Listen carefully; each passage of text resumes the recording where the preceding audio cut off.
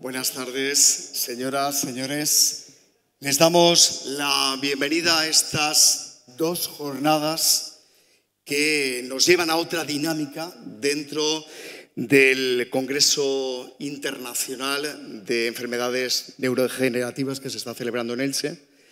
Como decíamos, dos jornadas en las que vamos a tener ocasión de celebrar un encuentro sociosanitario. Por tanto, tanto en la tarde de hoy como en la tarde de mañana, seguro que todas las personas que nos acompañan en este centro de congresos vamos a tener ocasión de aprender mucho, de conocer mucho, de saber en torno a todo lo que se está hablando y especialmente a lo que se va a traer a estas dos sesiones de la tarde. Agradecer la presencia de Aurora Rodil, con quien contaremos en unos instantes en este escenario, teniente de alcalde de Infancia, Familia y Mayores, y también de Celia Lastra, teniente de alcalde de Acción Social, ambas del Ayuntamiento de Elche. Pero a la vez aprovechamos para dar las gracias a profesionales, investigadores, responsables de asociaciones, pacientes, cuidadores, personas que están cuidando a personas que son pacientes y a todo el público que desea acompañarnos en este importante congreso que se celebra en Elche y que, como decíamos, desde hoy entramos en una dinámica distinta que se suma a las que se han celebrado hasta esta mañana, donde principalmente la investigación del ámbito internacional tenía una presencia importante en este congreso. Voy a pedir en primer lugar que nos acompañe ya en el escenario la teniente de alcalde de Infancia, Familia y Mayores del Ayuntamiento de Elche, Aurora Rodil, que además también, como bien saben, es doctora especialista en medicina interna y de cabecera, actividad profesional que compagina con su función en la administración local. Gracias, Aurora.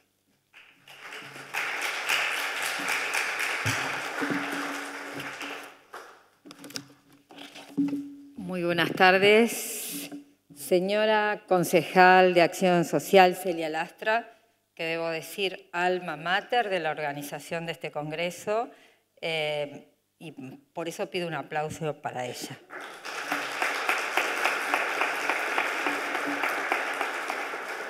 Señora presidenta de la Confederación Española de Alzheimer, Mariló Almagro. Señora directora de la Federación Nacional de Parkinson, Alicia Campos. Señor presidente de la Federación Valenciana de Alzheimer, Santiago Llopis. Defensor del Mayor, don Carlos Monera. Representantes de las entidades de nuestra ciudad, investigadores, médicos, congresistas, señoras y señores, familiares y amigos. Es para mí un honor darles la bienvenida a esta jornada sociosanitaria sobre las enfermedades neurodegenerativas que hoy celebramos en nuestra querida ciudad de Elche. Un encuentro que reúne especialistas, investigadores, cuidadores, pacientes y toda la comunidad implicada en afrontar uno de los mayores retos sanitarios y sociales de nuestro tiempo.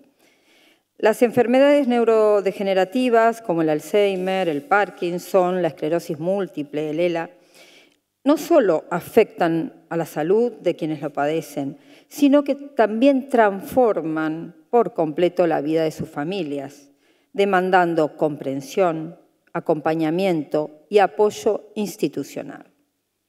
Por eso, este congreso tiene una doble misión: difundir conocimiento científico riguroso, pero al mismo tiempo dar voz al aspecto humano y al aspecto social que acompañan siempre a estas enfermedades. En estas jornadas se compartirán avances en investigación y nuevas terapias, y lo harán los científicos, que saben muchísimo, de forma coloquial, para que todos nosotros podamos entender y enterarnos de cuál es la realidad actual en estas enfermedades, tanto en el diagnóstico precoz como en los avances terapéuticos.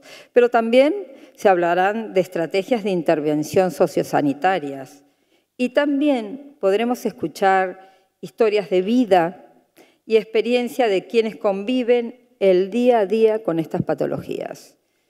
Creemos firmemente que el abordaje debe ser integral, científico, médico, social y profundamente humano.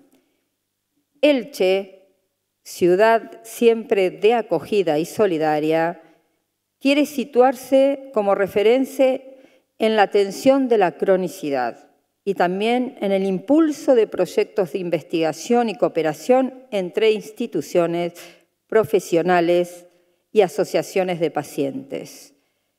Porque solo trabajando en red, con una mirada interdisciplinar, podemos ofrecer respuestas reales y eficaces para las necesidades crecientes de nuestra sociedad. Quiero agradecer de una manera especial la colaboración de las asociaciones de pacientes y familiares, especialmente AFAI y la Asociación de Parkinson de Elche, que tanto hicieron también por la organización de estas jornadas. También a los equipos de investigación y a los profesionales de la salud que hoy nos acompañan. Ustedes son el motor que impulsa este trabajo y la esperanza de tantas personas. Deseo que estas jornadas sirvan para fortalecer alianzas, inspirar nuevas líneas de trabajo y sobre todo para recordarnos que detrás de cada diagnóstico hay una persona, una familia y un proyecto de vida que merece ser acompañado con dignidad, con cercanía y con profesionalidad. Muchas gracias a todos por llenar este salón. Vuestra presencia es muy importante para nosotros. Gracias por vuestro compromiso y por sumar esfuerzos en este camino común. Y sin más, declaro inauguradas estas jornadas sociosanitarias de enfermedades neurodegenerativas en Elche. Muchas gracias. Muchas gracias, Aurora Rodil, teniente de alcalde de Infancia, Familia y Mayores, por abrir estas jornadas que, como decíamos, nos van a permitir continuar trabajando en este enfoque que se está celebrando, se está llevando a cabo en Elche con motivo del Congreso Internacional de Enfermedades Neurodegenerativas. En esta tarde, para quienes tienen el programa de mano a mano, nunca mejor dicho, verán que vamos a comenzar con una mesa redonda con la visión del paciente sobre la investigación en enfermedades neurodegenerativas. Después está prevista una pausa café, que no va a ser tal, será una breve pausa para dar paso a la segunda parte que tendremos ocasión de disfrutar de algo que nos va a sorprender, que no va a dejar a nadie indiferente, como será los neurodiálogos en clave de sol, interpretación de piano y en violín, que después, más tarde, tendremos ocasión de ampliar esa información. Centrándonos en la primera parte de esta tarde, voy a presentar ya a las personas que nos van a acompañar en estas butacas que se han dispuesto en el escenario del Centro de Congresos. En primer lugar, pido la presencia de Mariló Almagro. Les hablo de Mariló. Vamos a darles un aplauso y así las personas que suben al escenario se van a sentir muy bien arropadas por este fantástico público al que ya se dirigía anteriormente Aurora Rodil. Mariló Almagro empezó su labor como voluntaria en el mundo Alzheimer cuando su madre fue diagnosticada de esta enfermedad y ante la falta de recursos en su ciudad, que es Motril. En este mismo lugar, en el año 2010, fundó la asociación AFA Contigo Alzheimer. Desde 2022 es presidenta de CEAFA, Confederación Española de Alzheimer y otras demencias, teniendo como meta poner el Alzheimer en la agenda política, buscando el necesario compromiso social para cambiar el estigma asociado a la enfermedad. Bienvenida, Mariló Almagro. Le acompañará Alicia Campos. Para ella también pido un aplauso.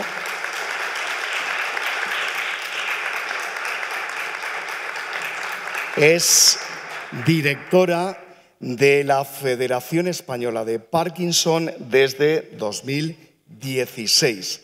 Es licenciada en Derecho por la Universidad Rey Juan Carlos de Madrid y en Geografía e Historia por la Universidad Autónoma de Madrid. Durante sus años de gestión al frente de la FEM ha impulsado, entre otros proyectos, el Observatorio del Parkinson, un proyecto para la divulgación científica del Parkinson y para conectar a la comunidad científica con las personas afectadas.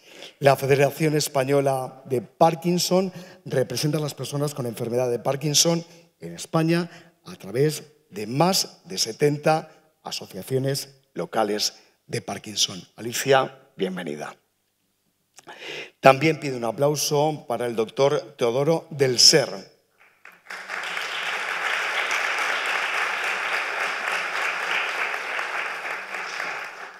Teodoro del Ser es el responsable de la plataforma de neurología del Centro de Investigación de Alzheimer, Fundación Reina Sofía, Fundación 100. Es neurólogo y neuropsicólogo y ha trabajado en la investigación de varias enfermedades neurodegenerativas, tales como demencia vascular, demencia post-ictus, demencia con cuerpos Lewy y enfermedad de Alzheimer. Y ha colaborado en el diseño y ejecución de ensayos clínicos y ha liderado el desarrollo de un compuesto para el tratamiento de la enfermedad de Alzheimer. Y para moderar este debate pido también la presencia en el escenario de mi compañero periodista Javier Muñoz, para quien pido un fuerte aplauso. Buenas tardes. Gracias por acompañarnos. Ha hecho referencia Aurora Rudiel en sus palabras a las asociaciones de Elche, de Alzheimer, de Parkinson, que mañana por la tarde precisamente van a acompañarnos. Lo digo para que ya se lo apunten también en la cita y mañana estén con nosotros. Pero asociación a asociación, localidad a localidad, ciudad a ciudad, al final están las federaciones, las confederaciones. Vamos a hablar con los tres invitados, con las tres personas que nos acompañan. Les explico un poquito cómo lo queremos hacer. En principio, 5 minutos para cada una de las personas. Nos van a hablar un poquito desde su perspectiva sobre la visión del paciente sobre la investigación en enfermedades neurodegenerativas.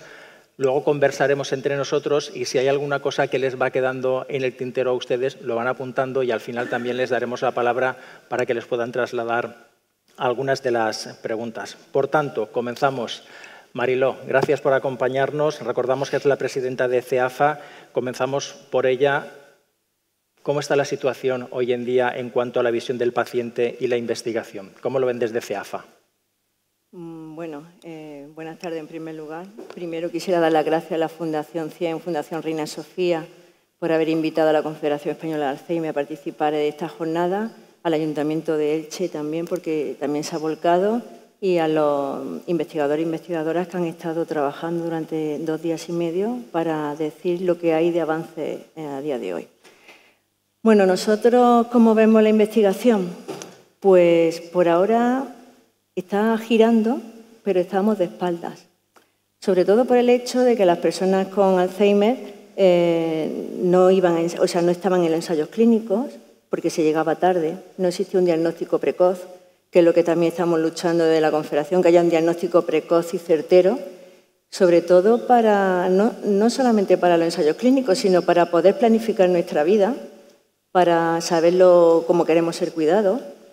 E incluso está cambiando el paradigma de la enfermedad. Cada vez hay personas más jóvenes diagnosticadas y ahora se da el caso de que una persona joven tiene Alzheimer, está cuidando de su hijo, de sus padres, y él también tiene, ¿no? Entonces, todo eso está confluyendo y ahora mismo se tiene que volver también los investigadores a que nosotros también queremos participar en ensayos clínicos.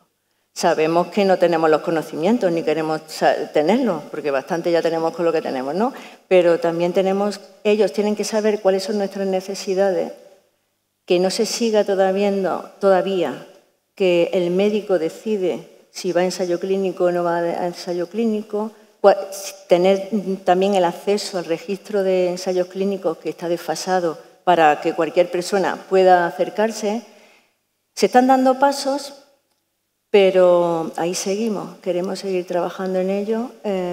Son muy difíciles los consentimientos informados para poder llegar a un ensayo clínico, no se entienden bien. Ahí se está trabajando por el panel de personas con Alzheimer de CEAFA a nivel europeo, quiero decir, los consentimientos informados de los ensayos clínicos para que sea accesible y sobre todo también los propios investigadores que no es firmar un papel, que también tienen que explicar a lo que se consiente y lo que significa y poder decir que no en mitad de un ensayo.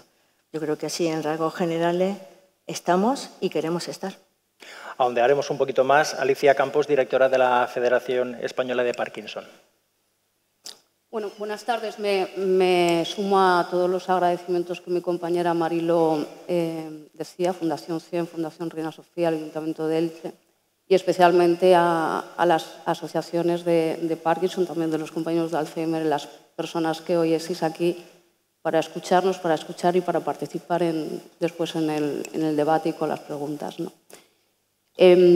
Bueno, totalmente de acuerdo con lo que decía Marilo. Yo añadiría también, primero quiero contextualizar que el Parkinson, el impacto es que se estima que hay más de 160.000 personas en España afectadas de Parkinson, más de 8,5 millones en el mundo, según la OMS, y que lo primero de todo es que son estimaciones, porque no hay una exactitud en los datos. Una demanda que estamos recurrentemente solicitando a las entidades que hubiera un censo, un registro certero que nos cuantifique de cuántas personas estamos hablando afectadas de la enfermedad de Parkinson. Lo segundo es que, como vemos la investigación en España, por ejemplo, vemos que hay mucha producción científica, pero muy dispersa. Nos cuesta mucho acceder a la información, comprenderla. Y en este sentido faltan también espacios en el que se comparta tanto el que haya confluencia del investigador y de las personas afectadas y de sus familias y personas cuidadoras. Creo que hay un reto por delante que es poder facilitar estos espacios compartidos donde tanto el investigador aprenda de la persona afectada como la persona afectada aprenda de ciencia. Pero lo primero que hay que hacer es aproximar de una manera accesible, sencilla y comprensible de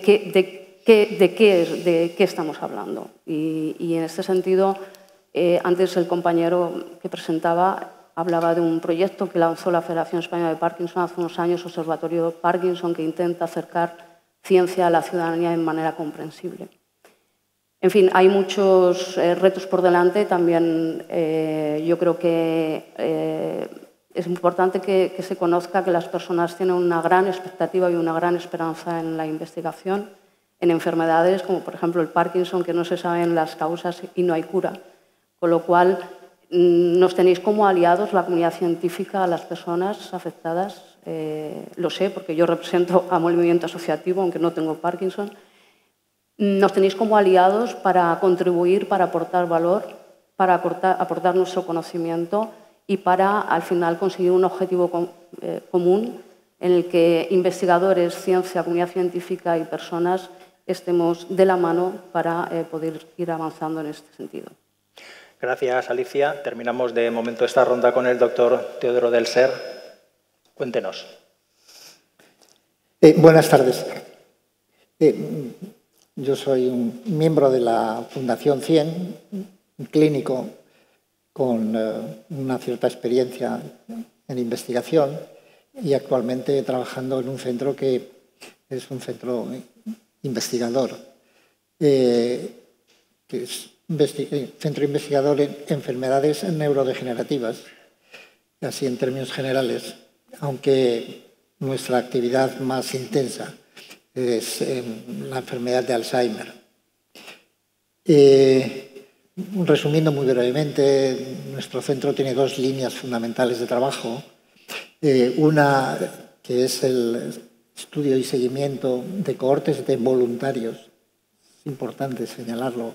Nuestro trabajo fundamental se hace con personas voluntarias que están interesadas y dispuestas a pasar por nuestro centro, a ser evaluadas y seguidas durante años y a proporcionarnos información con la que pretendemos fundamentalmente identificar variables, señales, indicios que nos permitan identificar, anticipar el diagnóstico, la evolución de las enfermedades neurodegenerativas que aparecen en las edades avanzadas. Ese es uno de nuestros trabajos más importantes. Acabamos de cerrar una cohorte que hemos venido siguiendo durante más de 10 años y ya tenemos otra en marcha, abierta, a la que pretendemos pues también seguir durante otros 10 años, como pocos. La primera fueron 1.112, me parece, sujetos, y esta esperamos que sean de un tamaño similar. Y la información que recogemos, tanto datos clínicos como radiológicos, como muestras biológicas que nos permiten hacer analíticas, etcétera, son la base de nuestros estudios y nuestras eventuales realizaciones prácticas. La segunda línea de trabajo más importante que tenemos es la del banco de tejidos. En nuestro centro se recogen tejidos, fundamentalmente cerebros que también otros voluntarios donan generosamente para que con ese material valioso, especialmente valioso, nosotros, nuestros neuropatólogos y nuestros compañeros en los laboratorios, etcétera, puedan igualmente, primero, caracterizarlos, identificar las diferentes patologías que en ellos se pueden ver y contrastarlos con los datos clínicos que hemos podido recoger en muchos de ellos. Esas son las dos grandes líneas de trabajo que tenemos, pero bueno, hay otras muchas, entre otras, también el contacto y la comunicación tanto con familiares como con profesionales que trabajan no en nuestro centro, sino en sus clínicas o en otros centros de investigación, para compartir experiencias, compartir información y transmitir lo que podemos ir aprendiendo, ¿no? Esta es nuestra tarea. Y en esta tarea pues invitamos a todo el mundo que quiera colaborar y en particular a los voluntarios que a lo mejor todavía no lo conocen, pero que pueden estar interesados en participar. Porque la información que nos pueden proporcionar estos voluntarios, tanto sujetos sanos como aquellos que puedan tener ya algún problema, algún signo incipiente, o aquellos que ya puedan tener también síntomas manifiestos de alguna de estas patologías, esa información es valiosísima para poder sacar conclusiones de orden práctico. Vamos a ahondar en algunas de las cosas que nos han dicho, por comenzar por una de las cosas que ha terminado diciendo, lo de la donación de cerebros. Siempre estamos acostumbrados y sabemos que en España hay mucha donación, estamos a la cabeza mundial, pero donar cerebros, se donan muchos, por decirlo así llanamente, para poder investigar. Bueno, España, todos lo sabemos, que es el país donde más órganos se donan y se trasplantan. Y yo creo que eso es un orgullo nacional en el mundo. Bien, y el proceso de donación de órganos y el valor de donar un órgano puede significar salvar una vida. Eso yo creo que es ya algo conocido y valorado por todo el mundo y promovido bueno, repito, yo creo que es un orgullo nacional. La donación de cerebro es algo menos conocido, parece así algo como sofisticado, pero estamos tratando de promoverla y en este momento tenemos de hecho abierta una campaña que llamamos cerebros extraordinarios, que se resume en una frase muy sencilla. Cualquier cerebro donado es extraordinario, porque la información que se puede obtener en cualquier cerebro puede ser valiosísima, fundamentalmente cuando somos capaces de coleccionar numerosos casos y poder sacar conclusiones, ¿no? Y nuestra campaña actual y nuestra actividad continua, que viene desde hace ya bastantes años, está abierta. El Banco de Cerebros que está ubicado en la Fundación Reina Sofía, en la Fundación CIEN, allí en Madrid, ha servido, bueno, aparte que tiene ya varios años de historia, que tiene ya una colección de casi 1 millar de cerebros, ha servido también como semilla de otros bancos. Ha facilitado, colaborado en la fundación de otros bancos en diferentes centros, en diferentes localidades españolas, ¿no? Y animo, o hay que animar a todo aquel que se interese por esta problemática, por esta valiosa acción o actividad, a que contemple la posibilidad de donar su cerebro, obviamente no ahora mismo, tras el fallecimiento, o el de su familiar, sea él o el familiar un paciente con una patología X, la que sea, o sea un sujeto normal desde un punto de vista clínico. Los cerebros de los sujetos normales son tan valiosos, o más, digo más porque son más difíciles de conseguir, que los de los pacientes que con una patología, la que sea, fallecen y se donan el cerebro para poder hacer un diagnóstico exhaustivo y valioso, ¿no? Y sobre ese material reposan investigaciones nuestras y de todo el mundo. El material que se recoge en el Banco de Cerebros de la Fundación CIEN y en otros del país, no solo en este, por supuesto, se distribuye a investigadores de todo el país y de otros muchos países. Es decir, es un material valiosísimo para poder hacer investigaciones y sacar conclusiones robustas. Y por eso animo a todo aquel que lo contemple a apuntarse. Es relativamente fácil. Obviamente, estamos en Elche y habría que pensar en el Banco de Cerebros más próximo a Elche. Supongo que en Valencia, en Alicante, hay bancos de cerebros, ¿no? Pero si tienen un banco de cerebros de tejidos próximo, y probablemente lo tienen, pónganse en contacto con él y vean en qué condiciones se puede colaborar, que son condiciones fáciles y muy valiosas. Bueno, pues nos lo apuntamos para dentro de mucho tiempo, cuando nos toque. Decía Antonio antes en la presentación que Mariló Almagro siempre aboga porque el Alzheimer esté en la agenda política, añado yo, el Alzheimer, el Parkinson, cualquier enfermedad, en la agenda política, en la agenda mediática, en la sociedad. ¿Está suficientemente en todos esos ámbitos las enfermedades para que al final se investigue más? ¿De quién depende que se investigue más? Bueno, que como tú bien dices, no está en la agenda política a nivel nacional. El Alzheimer y ya después otro tipo de demencia, y después las demencias, afecta a 5 millones de españoles y españolas. Quiero decir, no solamente afecta... Sería una cifra para que estuviera en la agenda.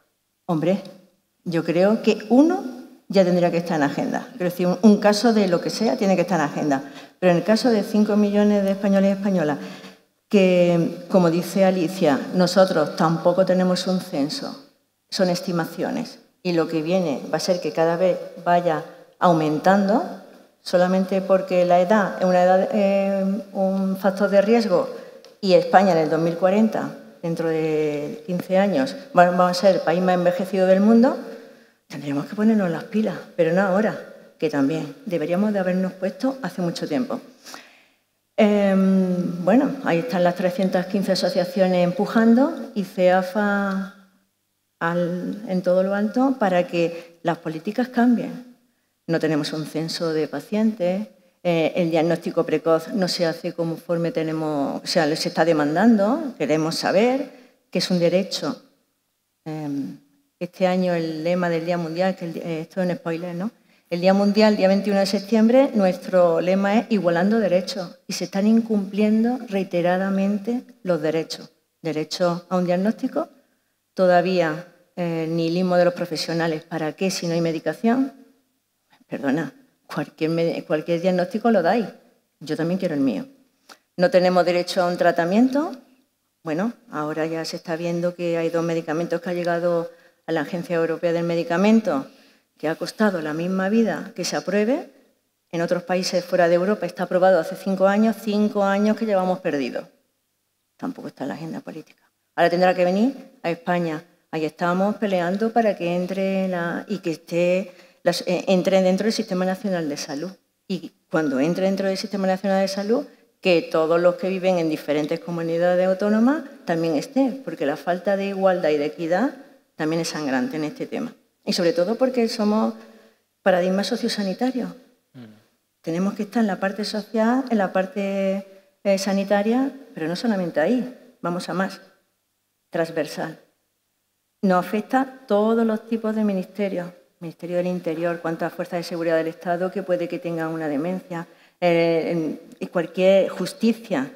No estamos de acuerdo con la ley de discapacidad que nos ha quitado las tutelas. Ahora con apoyo estamos teniendo verdaderos problemas porque ahora cualquier cuidador de una persona con Alzheimer, yo soy guardador de hechos y manejo el dinero, manejo esto, quiero decir, también hay que tener mucho cuidado, pero seguimos ahí apostando, seguimos reuniéndonos con los diferentes ministerios cuando se quieren sentar con nosotros, no siempre. Pero también es nuestra labor estar ahí diciendo, que no nos hacéis caso. Nosotros a nivel nacional, después las que van cayendo la Federación Valenciana con sus 41 asociaciones, también se sientan en la comunidad autónoma y las que sean, ¿no? Pero tenemos que estar, seguimos diciendo que hubo un Plan Nacional de Alzheimer, 2019-2023, que pasó sin pena ni gloria porque no hubo dotación económica. La Organización Mundial de la Salud ya ha dicho que debemos de estar preparados porque es la pandemia del siglo XXI. Pues España no está aquí, ni se le espera por ahora. Nos han vuelto a dar 6 años más para que hagamos un plan. Pues más no podemos hacer. Nos hemos sentado con quien ha querido o ha podido, pero nosotros seguimos aquí. Bueno, aquí seguimos con este congreso, además, dando voz a la Federación, a la Confederación. Mañana, como ya he dicho antes, estarán también las asociaciones locales desde el Parkinson. Alicia, supongo que más o menos lo veréis igual, ¿no? El trabajo que se está haciendo y se debería hacer. Pues casi todo. Pero bueno, por intentar... Es que son muchas aristas, hay que verlo desde muchos prismas. Pero bueno, lo último que decía Marilo, también la OMS dice, por ejemplo, en el caso del Parkinson, los últimos 25 años se ha duplicado a nivel mundial la prevalencia del Parkinson y es la que la discapacidad corre más deprisa respecto a las enfermedades neurológicas, con lo cual estamos hablando de enfermedades discapacitantes, crónicas y neurodegenerativas. No se está en la agenda política porque al final no es una emergencia sanitaria. Desde un punto de vista de salud pública no es una epidemia, no es un virus, pero es una emergencia social para las familias y para las personas que tienen la enfermedad de Parkinson. Y quizás esto no hay mucha empatía para entender esta situación. Estamos hablando de una enfermedad de Parkinson muy desconocida, muy asociada solamente a personas mayores, a temblor, y esta no es la realidad. Cada vez afecta a personas más jóvenes. El temblor quizás es uno de los síntomas menos discapacitantes y menos... No quiero ponerlo ni por encima ni por debajo de otras sintomatologías del Parkinson, pero entendedme que el Parkinson es mucho más allá de temblor asociado al envejecimiento a personas mayores. Sobre todo cuando impacta en personas jóvenes, cada vez más jóvenes, y donde impacta ya en tu vida personal y familiar y además en un proceso neurodegenerativo.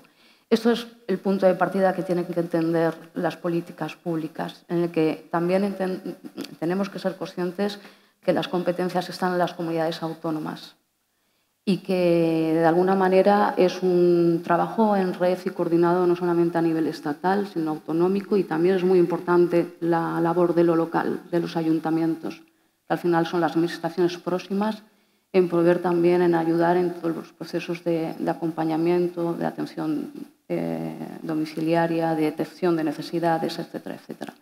Con lo cual hay muchos retos que afrontar, y todos ellos muy importantes. Estamos hablando de muchos retrasos a nivel de la valoración de la discapacidad, de muchos retrasos de valoración de la dependencia y de efectivamente también dificultades y inequidad de acceso a tratamientos, sobre todo de personas que viven en medio rural y que obviamente tienen más dificultades para acceder a tratamientos, a información o a terapias.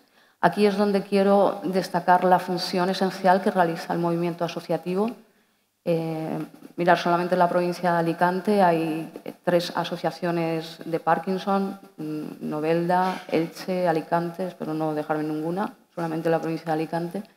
Y esto habla de que al final las familias, las personas afectadas, tienen que buscar soluciones en su día a día, y las asociaciones hay que entenderlas como una acción complementaria a lo social y a lo sanitario, porque cubren una laguna terapéutica que no cubre la administración, que son las terapias de fisioterapia, de logopedia, de apoyo social, de apoyo psicológico, de información, de formación y también de incidencia política en los territorios en los que están. Entonces, no sabría por dónde establecer el orden de prioridades, porque todo es un conjunto y es un ecosistema en el que es muy fácil desequilibrarlo, ¿no? Y por esto el movimiento asociativo y entidades como la Federación Española de Parkinson, nuestra función es trasladar este mensaje y apoyar a nuestro movimiento asociativo para seguir sosteniendo este equilibrio y este ecosistema. Sí, porque ligado con ello iba a preguntar si no está en la agenda política, en la gran agenda política, a lo mejor en la mediática o en la social. Entiendo que todas las personas que están aquí han venido porque les interesa lo que se está hablando, pero como en tantas otras cosas de la vida, si no va conmigo, no va conmigo. Me refiero a que los medios de comunicación, la sociedad debería estar más implicada y a lo mejor a raíz de ahí llega a la agenda política para que se haga más caso. Pues claro, esa es la labor de incidencia que hacemos, ¿no? Las asociaciones, las entidades.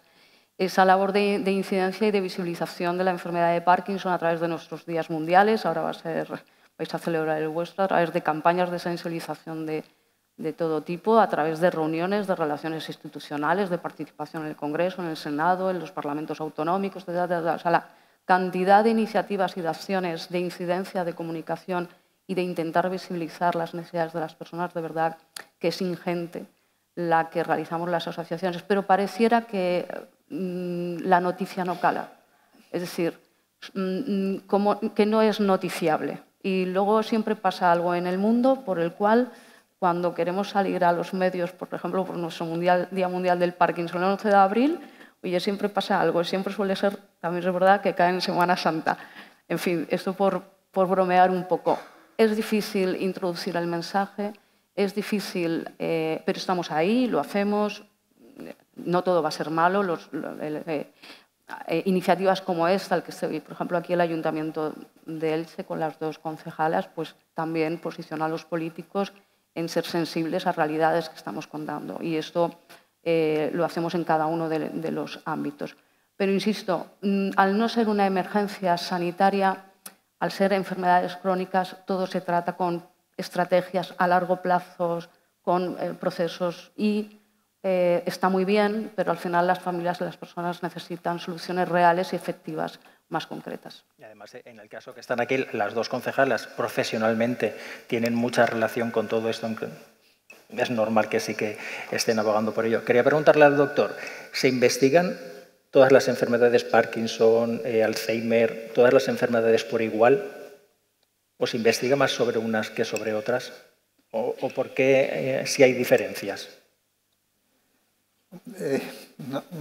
No sabría responder con precisión.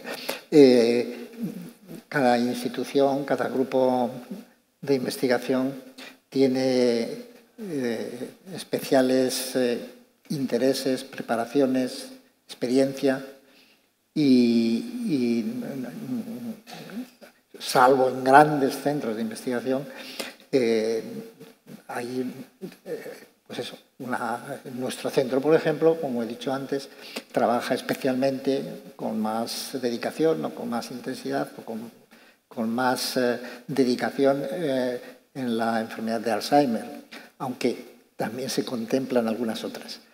En el cómputo global general en un país o en una región o en una universidad, yo creo que el trabajo de investigación es más o menos equilibrado. Siempre hay patologías más infrecuentes, más difíciles, con un historial previo, con una metodología ya desarrollada menor, que pueden quedar algo más relegadas, pero en particular las que aquí estamos mencionando, la enfermedad de Alzheimer, la enfermedad de Parkinson, también creo que se ha hablado de la ELA en algún momento, son enfermedades sobre las que se trabaja de un modo relativamente similar si contemplamos un ámbito amplio, no un centro o un grupo de investigación en particular que puede estar más preparado y más centrado en alguna de ellas. ¿Y hay relación, contacto entre investigación, investigadores, asociaciones, confederación, federación, para saber qué hacen unos, qué hacen otros? Bueno, hasta ahora no. Hasta ahora, Alicia a lo mejor me corrige que sí con investigadores, pero sí desde hace relativamente poco, sí estamos viendo y se nos invita ya a congresos, bueno, de Fundación 100 llevamos años ya asistiendo, eso sí es cierto. Ahora somos patronos también de la Fundación 100, tanto la Federación de Parkinson como la Confederación, y eso ha dado un punto de valor ahora a la investigación. Pero desde el punto de vista nuestro no se ha tenido, a lo mejor no era el momento tampoco, quiero decir, a lo mejor el momento ha sido ahora, que nosotros también hemos madurado, que también puede ser, que también demandamos más porque también tenemos mayor conocimiento, pero la investigación ha ido por otro lado. Por ejemplo, esto no es por nada, esto es un chascarrillo, pero que siempre los investigadores hablen en inglés también es una cortapisa, y no solamente en un tema internacional, que entiendo que sí, pero también hay congresos en España que en inglés, y sabes inglés o no te enteras. Entonces, pero, Mariló, hay veces que los investigadores hablan en castellano y tampoco nos enteramos mucho. Eso iba a decir, que muchas veces también hablan en castellano y tampoco nos enteramos. Pero sí pero ahora sí es verdad que hay unos investigadores que son muy didácticos en España.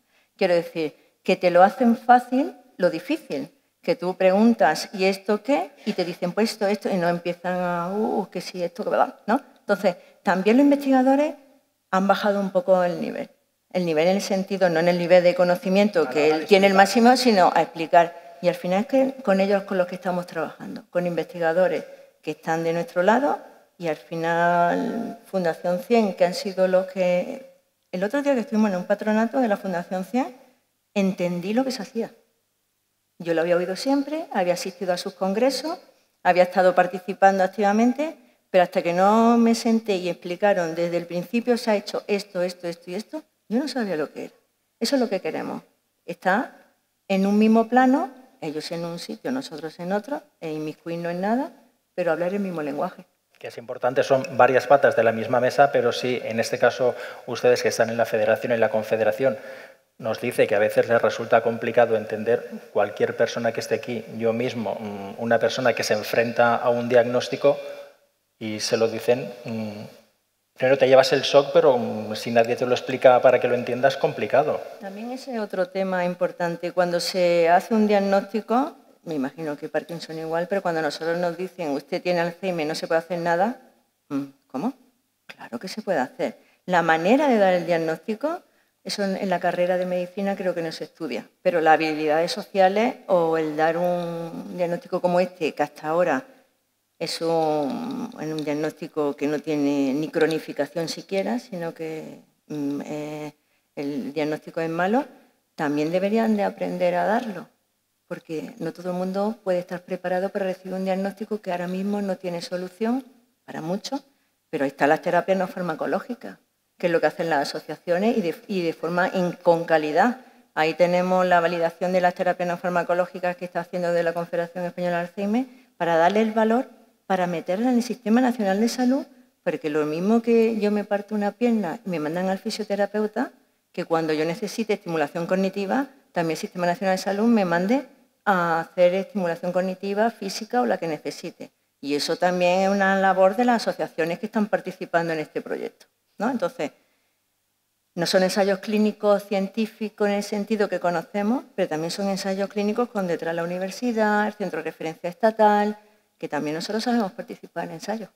Decía antes, Alicia, que cada vez hay gente más joven a la que se le diagnostica, ¿y hombres y mujeres por igual o también hay algún tipo de diferencia? No hay una gran diferencia en la cuestión de género. Podría estar un poquito más por encima la incidencia en hombres, pero no es algo significativo en este caso. Doctor, ¿las edades, las diferencias de zonas geográficas tienen algo que ver o eso es ya pedir demasiado? No, solo hay algunas zonas raras en donde se puede dar digo raras, infrecuentes, no raro. Se puede dar alguna variante poco frecuente y que en tal región, en tal zona pueda ser algo más frecuente, como acaba de señalar la enfermedad de Parkinson y otras, la demencia con cuerpos de Levy, que está muy conexa, muy próxima a la enfermedad de Parkinson, es algo más frecuente en hombres. La enfermedad de Alzheimer es algo más frecuente en mujeres, pero son diferencias, como ha señalado ella, poco apreciables, a veces ni siquiera se pueden observar. Sí que me gustaría señalar en dos palabras, y porque ha mencionado aquí la compañera su participación reciente en el patronato de la Fundación 100, que esa es una vía, a mi juicio, y ella también lo ha señalado, importante de actuación de las asociaciones. Un objetivo, yo creo, de las asociaciones de pacientes, Alzheimer, Parkinson o cualquier otro, es entrar en las instituciones, yo creo, porque dentro tanto su presión como sus necesidades o sus intereses van a ser más fácilmente operativizados. Y además, su colaboración con los grupos de investigación va a ser más fructífera. Se van a beneficiar las dos partes, por decirlo así. De hecho, por aportar en este punto, perdón. De hecho, estoy de acuerdo con los dos, lo que decía Mariló, que la colaboración hasta ahora también ha sido muchas veces desde iniciativas personales, no hay, digamos, una formalidad, una regulación respecto a la necesidad de que las asociaciones o la importancia participen en proyectos de investigación, salvo proyectos europeos donde cada vez se está puntuando, no solamente europeos, también en España, que el rol de la participación de las asociaciones de pacientes en proyectos de investigación. El problema es que muchas veces no se sabe dónde encajarnos, cuál puede ser el papel de las asociaciones dentro de un proyecto de investigación. Yo querría resaltar como 3 cuestiones que para nosotros son claves. Primero, que la participación de las asociaciones de pacientes o de las personas tiene que ser en todas las fases, desde el inicio, desde que se idea un proyecto hasta, fundamental, el reporte de resultados, para que la participación en todo el proceso asegure que aquello que se está proyectando se ajusta también a las necesidades de las personas y, sobre todo, una vez que las personas participan, tener los resultados, porque hay veces que se pide participación, pero luego no hay devolución de esos resultados y eso crea mucha frustración y abandono. Y, en segundo lugar, es muy importante tener en cuenta que el conocimiento que las asociaciones de pacientes, Parkinson, Alzheimer, que están muy profesionalizadas y que los profesionales conocen el día a día y ven todos los días a las personas, el conocimiento que tienen de la persona y sus necesidades es muy importante. Y es que esto es un valor fundamental para las investigaciones. Y ya por último, y en tercer lugar, también es muy importante el papel que podemos hacer entidades como, por ejemplo, la Federación Española de Parkinson, entidades estatales, en esos proyectos de investigación de divulgación científica. Porque tanto en los resultados que se han realizado, tanto en las líneas de investigación como en los avances que se están produciendo, nosotros podemos ser un gran divulgador de una manera sencilla y accesible. Enseguida les damos la palabra por si tienen alguna pregunta, pero duda que tengo yo y que seguro que alguna persona también tiene. Doctor y el resto de las personas que me acompañan. Parkinson, Alzheimer, estas enfermedades neurodegenerativas, ¿son hereditarias? Doctor. Algunas formas de ellas sí lo son. Sí lo son claramente. Y al decir claramente, pues me refiero a que hay formas familiares de enfermedad de Alzheimer, de enfermedad de Parkinson, que son lo que llamamos autosómicas dominantes y que la probabilidad de transmitirlo a la siguiente generación ronda el 50%. Pero son bastante infrecuentes, en torno entre un 1, un 2, un 3% en la enfermedad de Alzheimer, por ejemplo. Son formas que llamamos familiares, que además muchas de ellas se pueden identificar hasta con la anomalía genética que la determina. Son infrecuentes, pero sí que es cierto que estas enfermedades, todas ellas tienen un componente genético no despreciable. Digo no despreciable en el sentido de que determina el riesgo de un modo relativamente importante, pero también de un modo muy impreciso. El riesgo de desarrollar enfermedad de Alzheimer, por ejemplo, por concentrarnos en ella, en una persona en cuya familia hay ya algún otro caso o caso de enfermedad de Alzheimer, pues es mayor que si no tienes ningún antecedente en tu familia. Pero es algo mayor y no precisable. Se conocen hasta 70, 80 variantes genéticas que cada una de ellas condiciona un mínimo porcentaje de riesgo. Y se trabaja sobre la definición de lo que se llaman puntuaciones de riesgo, porque esas variantes genéticas sobre las que hay mucha literatura, pues si se suma todas ellas podría darse una puntuación.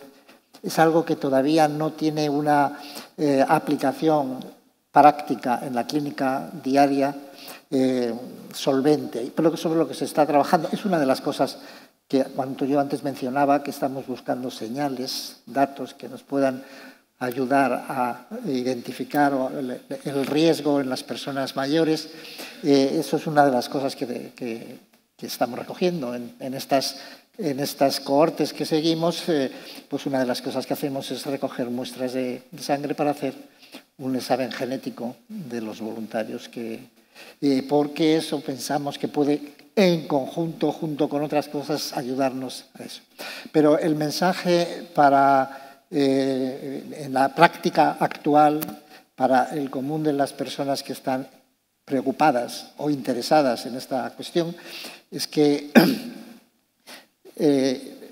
estas enfermedades, como otras, no solo estas, obviamente tienen una cierta determinación genética, porque la genética es lo que condiciona la maquinaria biológica que cada uno de nosotros somos. Y esa maquinaria es la que, en contacto y en enfrentamiento con la vida y con todos sus avatares, en un momento determinado puede dar lugar a la aparición de alguna de estas enfermedades. Yo no transmitiría una inquietud especial, sino únicamente esta idea general de que quien tiene una maquinaria genética mejor que otro tiene un riesgo menor o viceversa, aunque no sabemos todavía cuantificar eso bien. Bueno, pues interesante todo lo que nos están contando Mariló Almagro, Alicia Campos y el doctor Teodoro del Ser. Está Antonio ya por ahí, lo ven. Si alguna persona quiere hacerle alguna pregunta, nos levantan la mano, a Antonio le acerca el micrófono y le escuchamos atentamente. A ver si abrimos el micrófono de mano. Hola, hola, hola. Ahora. Sí, antes de comenzar las preguntas, y es lo que hemos pactado con los ponentes, vamos a intentar no contar nuestro caso personal, sino que sea algo más genérico, porque si no nos podemos dar con la situación de que hay muchos casos particulares. Entonces, vamos a intentar llevar esa pregunta, si es posible, porque así nos lo han pedido los participantes, de algo mucho más genérico. No personalizarlo en primera persona para que todo el mundo se sienta de alguna forma representado o representada, ¿de acuerdo? Levantan la mano, yo me acerco y nos ponemos en contacto.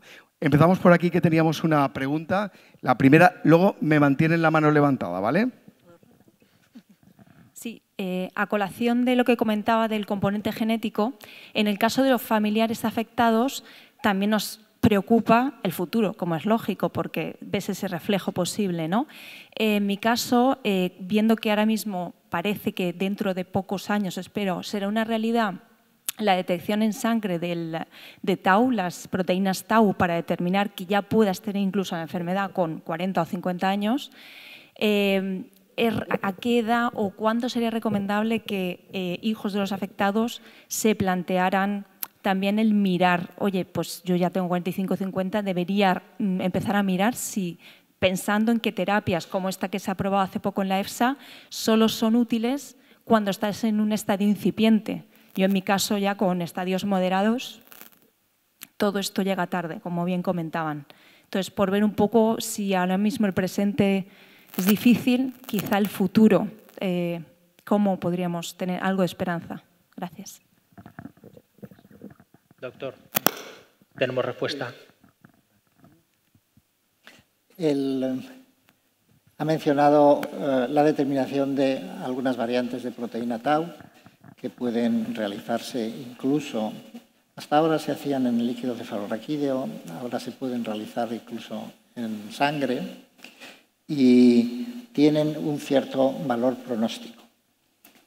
Pero en el momento actual, no sé qué será en el futuro, pero en el momento actual el valor pronóstico que tienen más robusto es lo que llamamos un valor predictivo negativo.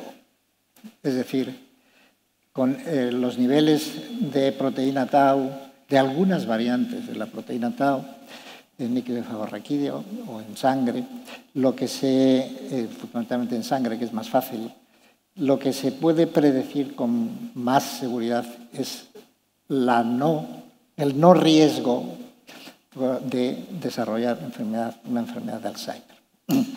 El valor predictivo positivo es menor.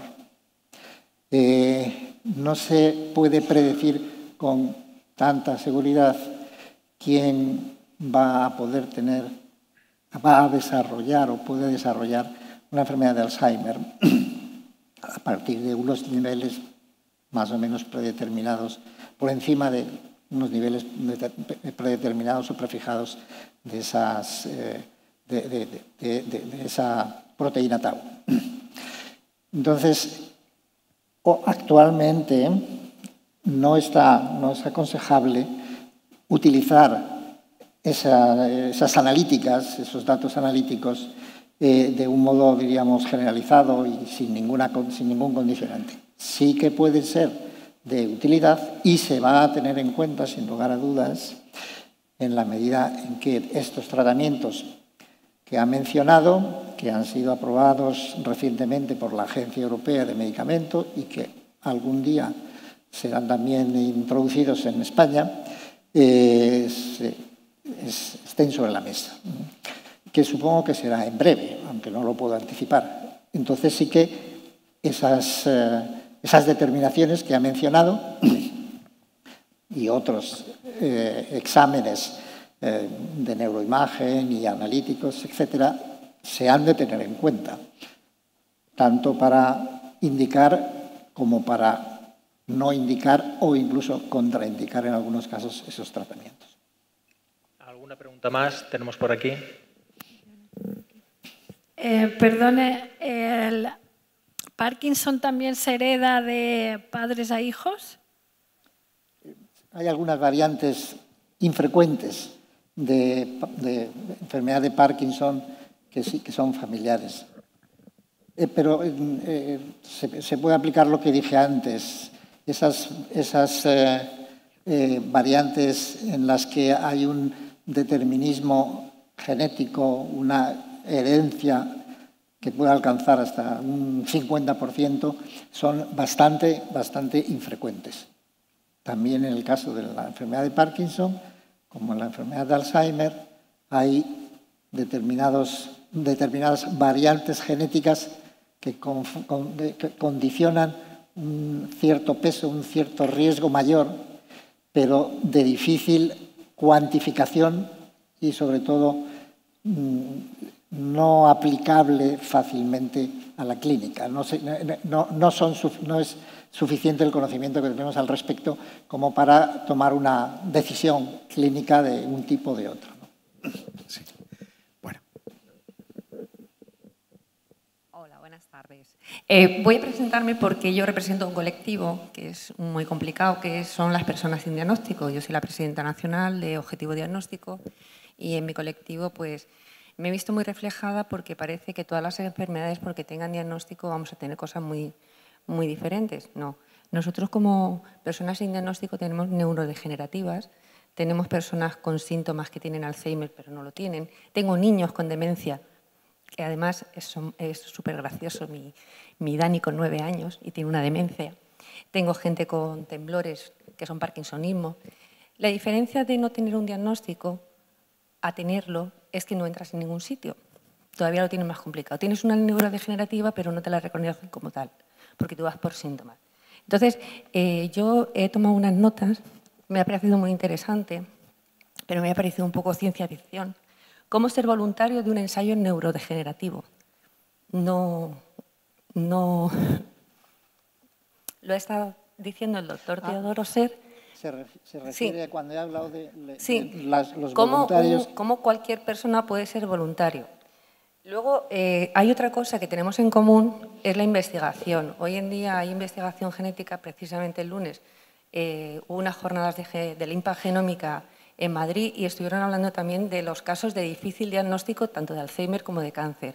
Estamos hablando de casos, en el cáncer no llegan, pero hay casos que tienen una media de 11 años de diagnóstico y hay un 40% de personas, de pacientes que se quedan sin diagnóstico.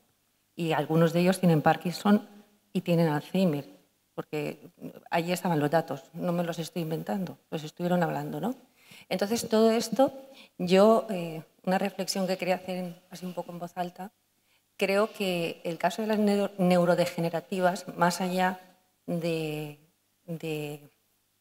¿cómo decirlo?, que todas las enfermedades que tenemos alrededor, tanto las crónicas, muchas tienen muchos síntomas muy comunes.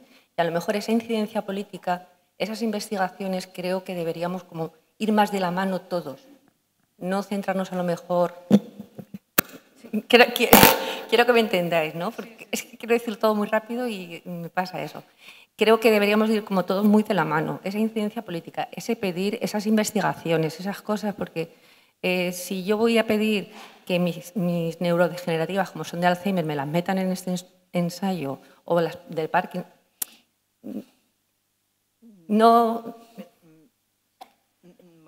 al no ser diagnosticados, que nosotros no entramos, ¿vale? Somos neurodegenerativas, pero no entramos en ningún sitio. Yo no puedo entrar a un voluntariado de ensayos, yo no puedo entrar o sea, no podemos entrar en ningún sitio. Entonces, a lo mejor, ¿cómo unir nuestras fuerzas para que entre todos podamos entrar todos? Eso es igual que ahora la ley ELA, mal dicha. ¿Por qué no entramos todos? O sea, vamos a dejar que respondan porque nos quedan 4 o 5 minutos que respondan y si nos da tiempo a hacer alguna pregunta más, pero la respuesta o la reflexión sobre la reflexión. Sí, bueno, es que yo creo que nadie sobra en un ensayo clínico. Quiero decir, sí, ya, pero no sobra nadie, pero ¿cómo saben si tiene un Alzheimer si no tiene diagnóstico? No, es que no me he entendido lo que quería. Claro, entonces, ¿qué? ¿Que por clínica no tiene Alzheimer?